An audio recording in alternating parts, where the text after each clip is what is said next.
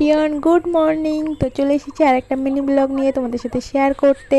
সকাল সকাল ঘুম থেকে উঠেছি আর রিসর্ট থেকে আমরা বেরিয়েছিলাম হাঁটতে। তো এখানে পরিবেশটা এতটা সুন্দর, সকাল সকাল আমাদের ময়ূরের ডাক আর পাখির ডাকে ঘুম ভেঙে যায়, আর সেটাই আমরা একটু অনুভব করতে বাইরে বেরিয়েছিলাম। এরপর রিসর্টে এসে আমরা রেডি হয়ে একটু চা খেয়ে ব্রেকফাস্ট করে বেরিয়ে পড়েছিলাম গ্যাংটকের উদ্দেশ্যে। আর রাস্তায় দেখো আমাদের অনেকগুলো বাদরের সাথে দেখা হয়ে গেল।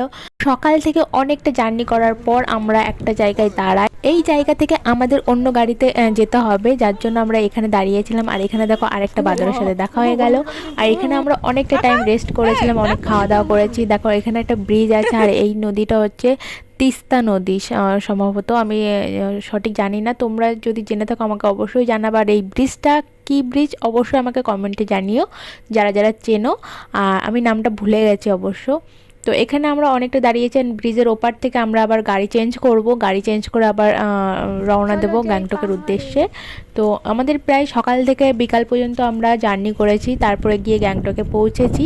আমি বেশি ক্লিপ নিতে পারিনি, সারা রাস্তা ঘুমাতে ঘুমাতেই গিয়েছি। এটা হচ্ছে তিস্তা নদী।